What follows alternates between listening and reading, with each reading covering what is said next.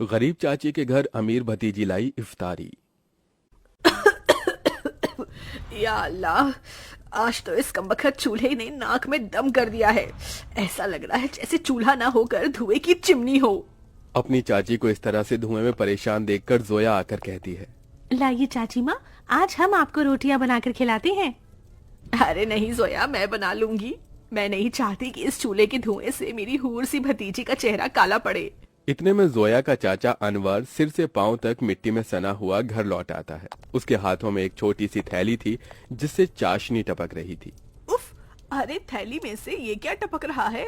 अरे माफ करना बेगम, मैं तो भूल गया था। मैं जोया बिटिया के लिए उसके मनपसंद की रस भरी इमरती लाया हूँ।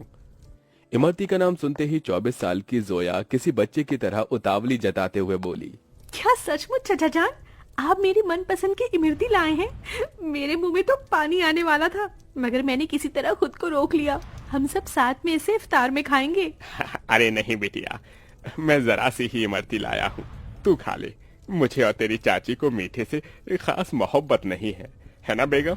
जी बेशक। असल में इमरती खाने का मरियम और अनवर का भी बड़ा मन था, मगर दोनों अपना मन मार लेते हैं। बचपन की दुर्घटना में जोया के माता पिता स्वर्ग से धार गई, जिसके बाद से जोया के चाचा चाची ने उसे अपनी बेटी की तरह पाला पोसा।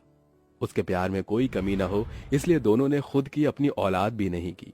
अनवर की माली हालत कुछ ज्यादा खास अच्छी नहीं थी। बस उसके पुश्तों का छोड़ा गया सालों पुराना एक कमरे का कच्चा घर और खेती करने के लिए जमीन का एक छोटा सा हिस्सा, जिस पर थोड़ी बहुत खेती करके जैसे तैसे 2 वक्त की रोटी का गुजारा चल रहा था। या खुदा, कढ़ाई में जरा सी सब्जी है। खैर, नमक प्याज रोटी से ही इफ्तार कर लेंगे। सब्जी सोया को दे देती हूँ। मरियम 3 थाली लगा ले आती है। अरे ये क्या, चाची माँ मेरी थाली में सब्जी, आप दोनों क्या खाएंगे? तभी अनवर अपने गमों को छुपाता हुआ झूठी मुस्कुराहट से बोला, अरे सब्जी की क्या जरूरत, आज तो मैं नून तिल से रोटी ही चटकारे लेकर खाऊंगा।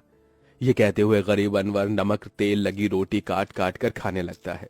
अपनी गरीब चाचा चाची का ऐसा दुख देखकर जोया का कलेजा कचोट पड़ता है। वो रो पड़ती है। चाची माँ, चाचा जान, चलिए इन सब्जी में से खाइए। अरे इतनी थोड़ी खाऊंगी मैं। जोया के गरीब चाचा चाची को उसे जितना प्यार था उतना ही स्नेह उसे भी था। यूं ही दिन गुजरते हैं। सुनो जी, हमारी जोया अब सयानी हो गई है। हमें इसके निकाह के बारे में सोचना चाहिए। जोया, भाई और भाभी की अमानत है हम पर। मरियम, मैं तो दिन रात अल्लाह से एक ही दुआ मांगता हूँ कि मेरी भतीजी को अच्छा घर मिले। अनवर जोया के लिए रिश्ता ढूंढने लगता है, जो कि अमीर खानदान में हिना के बेटे से लग जाती है। अब शादी की तैयारी शुरू हो जाती है। अनवर, अभी तक जोया के निकाह का जोड़ा नहीं सिलाया। 2 रोज बाद उसकी रुखसती है। जानता हूँ बेगम, मगर जितना कर्ज लिया था वो खर्चा हो गया।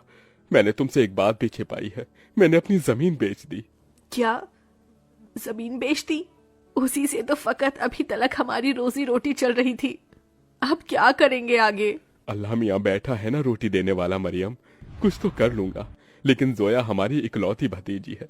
उसका निकाह अच्छे से घर में हो जाए ताकि मन में कोई मलाल ना हो।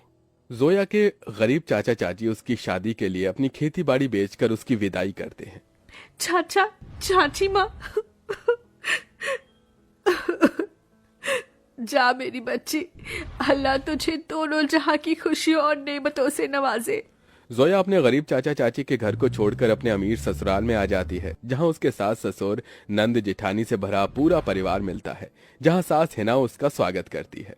माशा अल्लाह, कितनी खूबसूरत बीवी है हमारे मुराद की। एकदम सही फरमाया आपने अम्मी, भाई की तो किस्मत खुल गई। चलो देवरानी जी, हम तुम्हें तुम्हारा कमरा दिखाते हैं। जोया की जेठानी आलिया उसे कमरे में ले आती है, जो कि बहुत ही बड़ा और आलीशान था। वल्ला, इस कमरे से भी छोटा तो हमारे चाचा चाची माँ का घर था। यहाँ तो हर शान और शौकत है। अगले दिन जोया नहा धोकर पहली रसोई करने आती है। अस्सलाम वालेकुम अबू जान। खुश रहो बहू बेगम। अम्मी जान, खाने में क्या बनाना है? अरे बहू, तुम क्यों खाना बनाओगी? उसके लिए नौकर चाकर है ना। मगर हम सभी तुम्हारे हाथों का शाही टुकड़ा खाना चाहेंगे। जी अच्छा। जोया जैसे ससुराल के ऐशो आराम भरे किचन में कदम रखती है तो नम आंखों से निहारती रह जाती है। उसकी आंखों के आगे अपनी चाची का धुएं में चूल्हा फूंकना याद आ जाता है। या खुदा, हमारा ससुराल कितना रईस है। ऐसा लग रहा है जैसे हम किसी जन्नत में आ गए हैं। मगर हमारी गरीब चाची माँ आज भी गीली लकड़ियों से चूल्हा जलाती होंगी। आंखों ही आंखों में जोया का उसके ससुराल में 1 साल गुजर जाता है और रमजान का महीना शुरू हो जाता है, जहां वो अपने अमीर ससुराल वालों के साथ दावतों भरी दस्तरखान पर बहुत कुछ खाती है, तो वहीं उसके गरीब चाचा चाची के हालत गरीब बदहाली में कट रहे थे। अरे क्या हुआ मरियम बेगम, अभी तक खाना नहीं लाई? मैं वजू करके कब का बैठा हुआ हूँ। जी लाई। मरियम कुछ रोटियां रखकर नमक मिर्च के साथ लाती है। जी बस यही है खाने में, रूखा सूखा है खाने में। जाने अल्लाह हमारे दिन कब बदलेगा।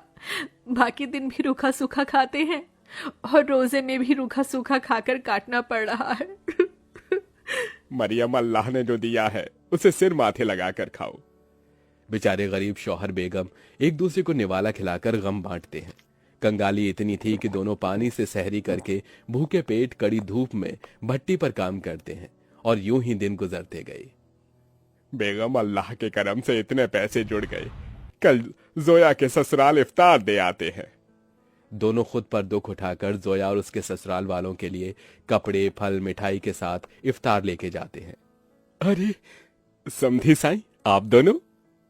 वालेकुम अस्सलाम समधी जी, ये आप सबके लिए हमारी ओर से इफ्तार का छोटा सा नजराना। तभी महंगा सा जोड़ा पहने हुए जोया आकर अपने चाचा चाची के गले लग गई। उसकी आंखों से आंसू छलक पड़े। चाची माँ, चाचा जी, कैसे हैं आप?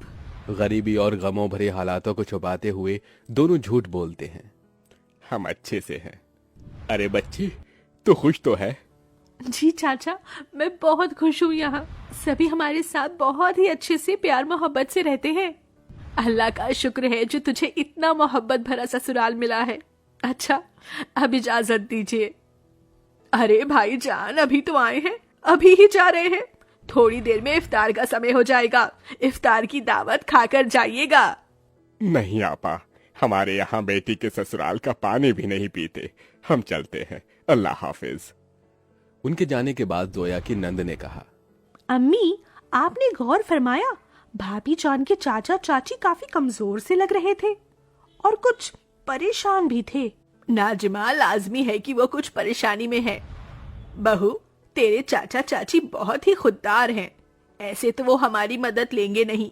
एक काम कर, तू भी उनके लिए इफ्तारी लेके जा, इन्हें अच्छा लगेगा।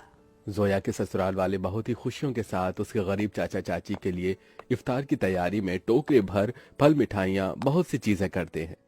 2 दिन बाद जोया अपने गरीब चाचा चाची के घर पहुंचती है। किस्मत तो देखो, उस इफ्तारी की शाम उनके घर में रोटी के लिए भी जखना लगा हुआ था। तभी कुछ लोग अलमारी, कुर्सी, फ्रिज, पलंग इत्यादि अंदर लाते हैं। ये सब किसका सामान उतरकर हमारे घर आ रहा है? जोया, तू मेरी बच्ची? अस्सलाम वालेकुम चाची माँ, क्या बात है? इफ्तार का समय हो गया और आप दोनों ऐसे बैठे हैं? हम इफ्तार करने ही जा रहे थे। तो चलिए, मैं थाली लगाकर लाती हूँ। हम तीनों चाचा चाची भतीजी एक साथ इफ्तार करेंगे। जोया जैसे ही चूल्हे के पास जाकर देखती है तो सारे बर्तन खाली पड़े होते हैं। ये देखकर उसकी आंखों से आंसू गिरने लगते हैं। चाचा चाची, इस घर से मेरी रुखसती क्या हुई? आप दोनों ने मुझे इतना पराया कर दिया कि ये तक भी ना बताया कि आप दोनों किन हालातों से गुजर रहे हैं। मेरी बच्ची, इस घर में क्या तूने कम गमजादगी उठाई थी? चाचा चाची माँ, आप दोनों ने भी तो मेरे लिए कितनी कुर्बानी दी, कितनी मेहनत मशक्कत की और मुझे शहजादी जैसा पाला पोसा। अब मेरी बारी है। इसके बाद जोया खुद अपने हाथों से इफ्तार में बहुत कुछ बनाती है। इफ्तार की दावत देखकर उसके चाचा चाची पेट भरकर खाते हैं।